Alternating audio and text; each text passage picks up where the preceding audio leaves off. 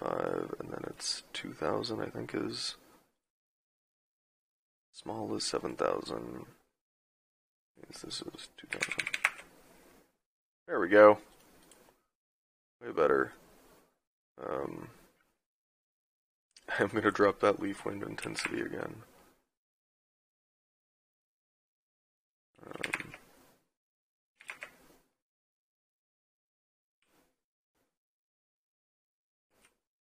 Yeah, and you can see the downside of this, which is it's causing the trunk and the leaves to not really behave like real trees. Like you'd expect them to like tilt and bend, and that's something that I'm kind of working on with some of this idea, but it at least adds some kind of motion at the top. And it's not too bad for being procedural, but like I think maybe like it would work better as like if you were like bending it around the axis kind of thing. But for now that'll do. That's good to know that it's not the speed tree, and it's amazing how easy that stuff can get screwed up.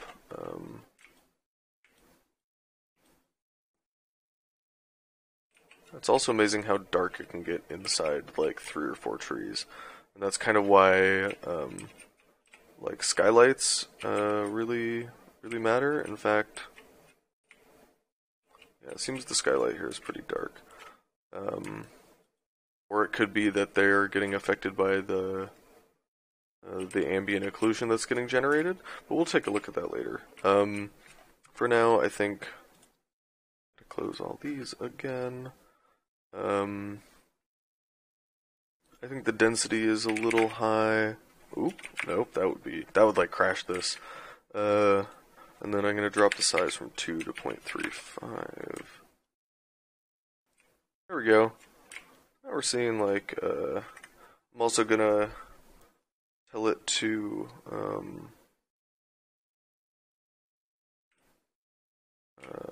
where is it? Not aligned to normal? Oh wait, you can add a bit of variation. But if you tell it not to align the normal, then it's gonna stay vertical, which is kind of a thing trees do. And that's not 100% accurate, but I've big sloping grounds like this, you actually tend to pick up on when that is not when that is not actually happening the way you would think it would. So I've got the little sapling in there, kind of playing with. So we can go in and paint little bits of trees. I don't know where. We'll find out maybe.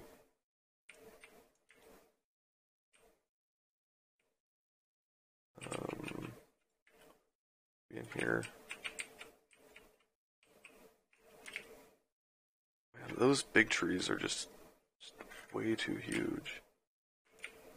In fact, and these small trees are just way too small.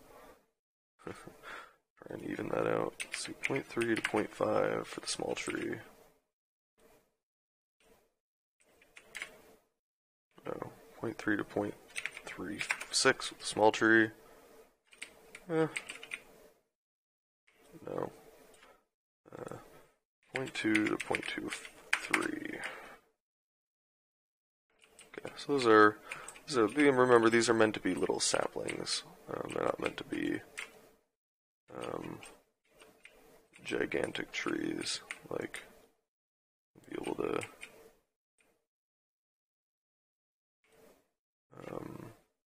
I would even make the claim that's not. Still too small. I think these big trees also just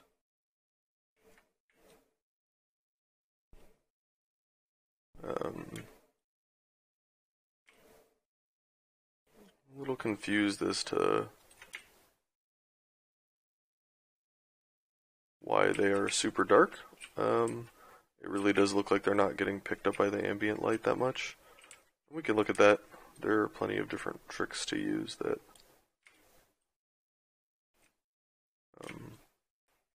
are viable in this situation. I'm just slowly going down in size, trying to find a size that I feel isn't ridiculous.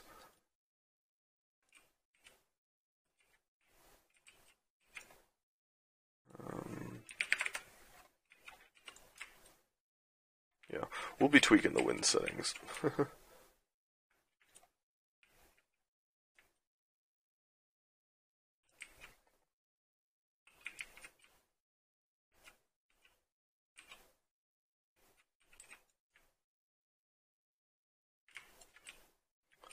So again, I'm now trying to get a good eye for my composition.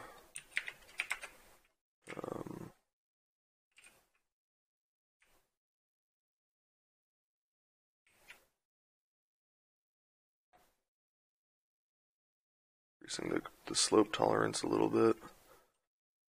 I'm going to start painting both. Yeah, something is clearly going on. That's the other thing, is as I'm decreasing the scale of these, the wind is becoming like overpowered, I guess. Another thing I'm going to do is I'm going to decrease how much they're sunken into the ground in an effort to make them feel a little bit more grounded.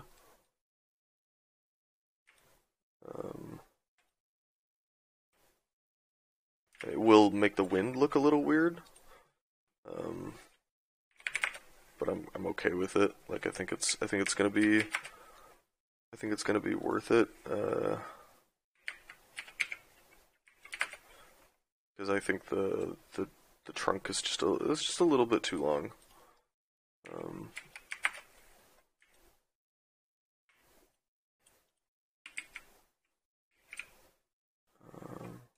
I think maybe in here would be a cool little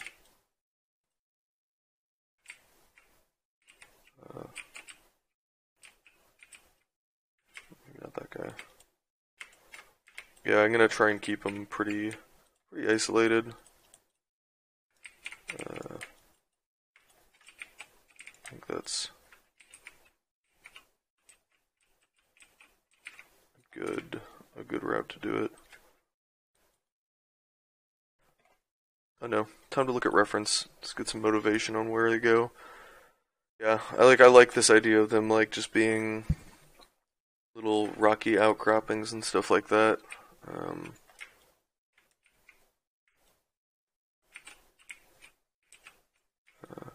It's funny, I actually am going to turn align to normal back on. Oh, I'm not. Oh, I'm not. That was bad. I'm actually debating at this point just placing them by hand. In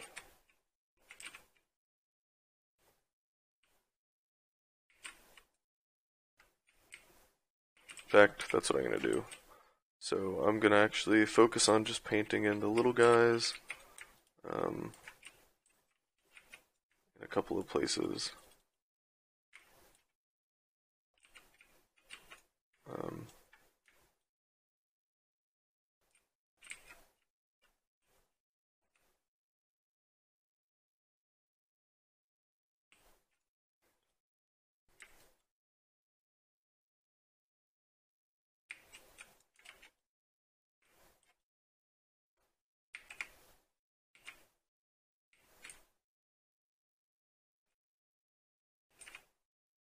Yeah, so that's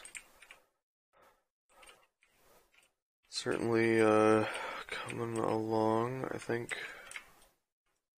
actually pairing them with bushes is a really good idea.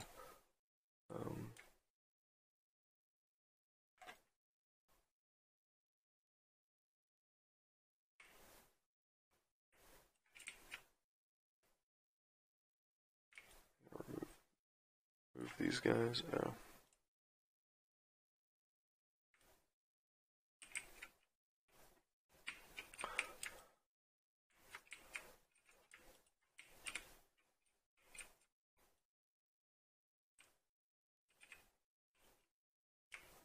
I don't like that one.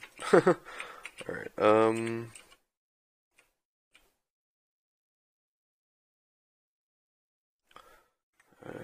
I broke something else. I'm guessing trunk 2 is on.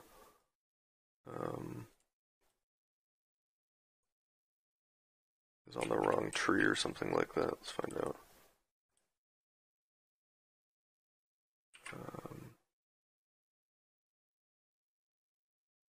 Trunk 2. Leaf 2. Okay. 2, leaf 2.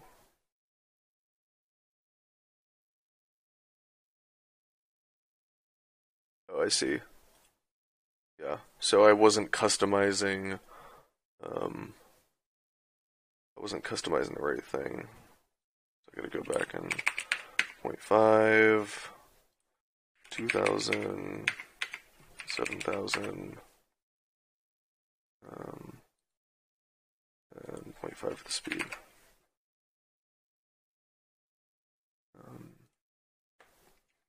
And I'm gonna actually go in and place. Now I'm actually really curious to see if I hand place the alder. Yeah, it's just super dark.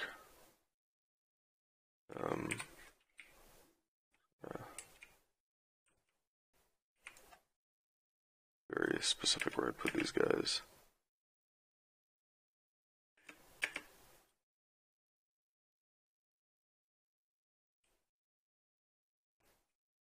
I love the spec that's just picked up a little bit by them. That's a really fun visual touch. One tree. Crazy giant.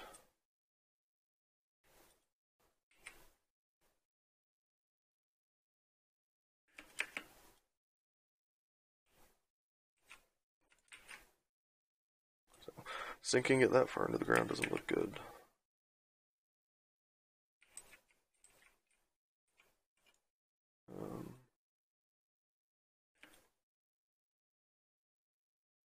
Some shrub and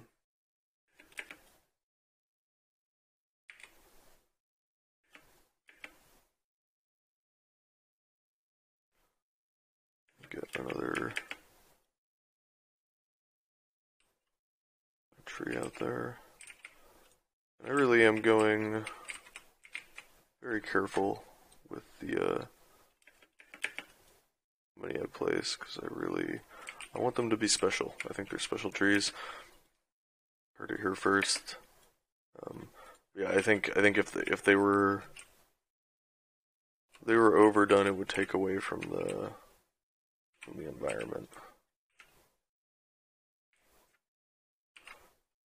Okay.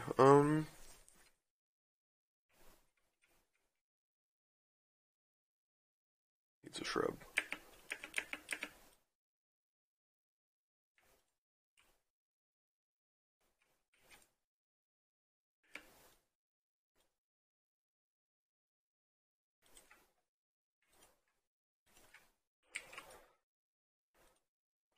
Alright, so that's starting to look pretty cool.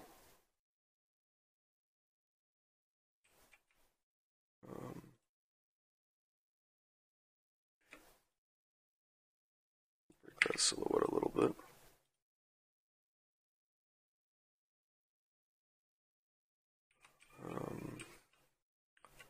Pretty pleased with how they're turning out, I think.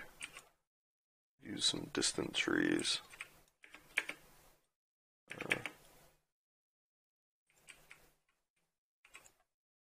Kind of confirm that it's the same ecosystem way back here, you know what I mean?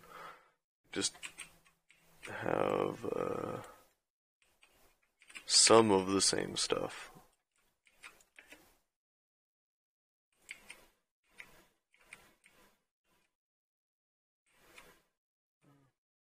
Maybe that one's just too far away. There's another one here, though.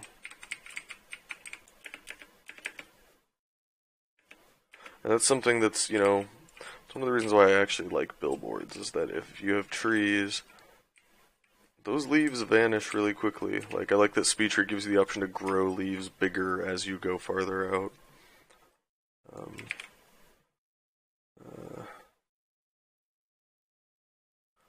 also decided that like this one.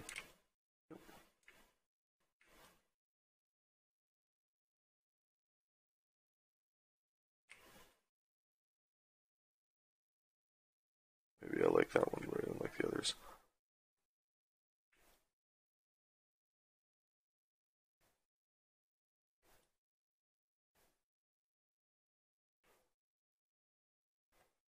Okay, so we got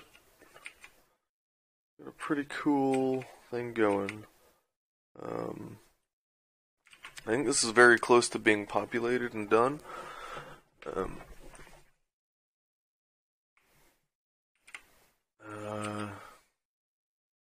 Yeah.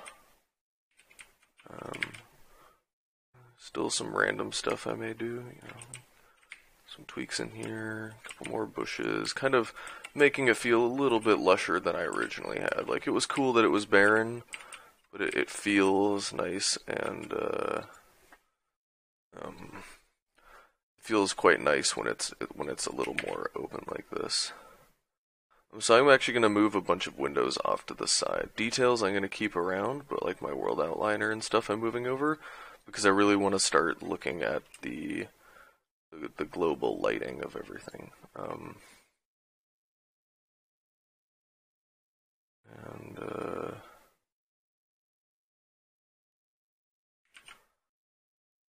So, let's see, I've got pretty nice selection of stuff. I'm starting to think about where I want to put my camera for some of these shots.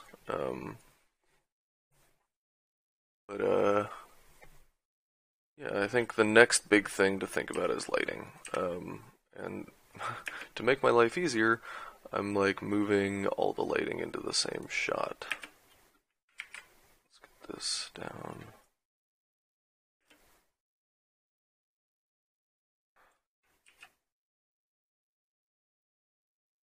So right now, I'll move my content browser too. Get a glorious full look. This is the whole thing. Pretty awesome vista.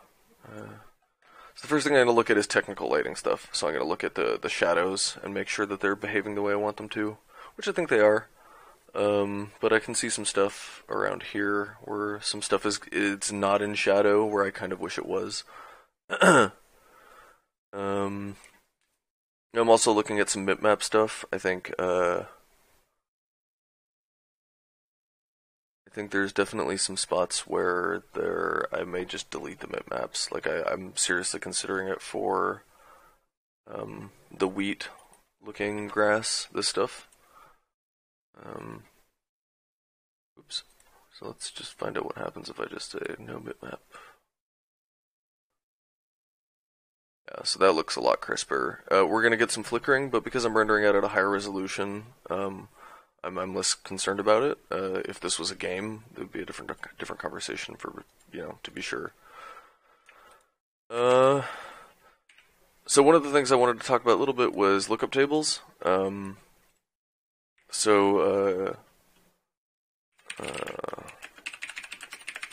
So Epic has the way lookup tables, or what lookup tables are, is there are like color adjustments to the scene. Epic has a bunch of different ways, or Epic has some decent examples on their site, and there's also some good examples of community lookup table collections, which I really like. But for this example, I think I'm going to walk you through what it's like to actually make one. This is essentially you have this texture, and you capture your. You got to save this texture first. I'm going to save this to my desktop, but you capture your image, right? So I'm gonna screen cap this and open up Photoshop really quickly, and you run all the adjustments on the Photoshop file. And then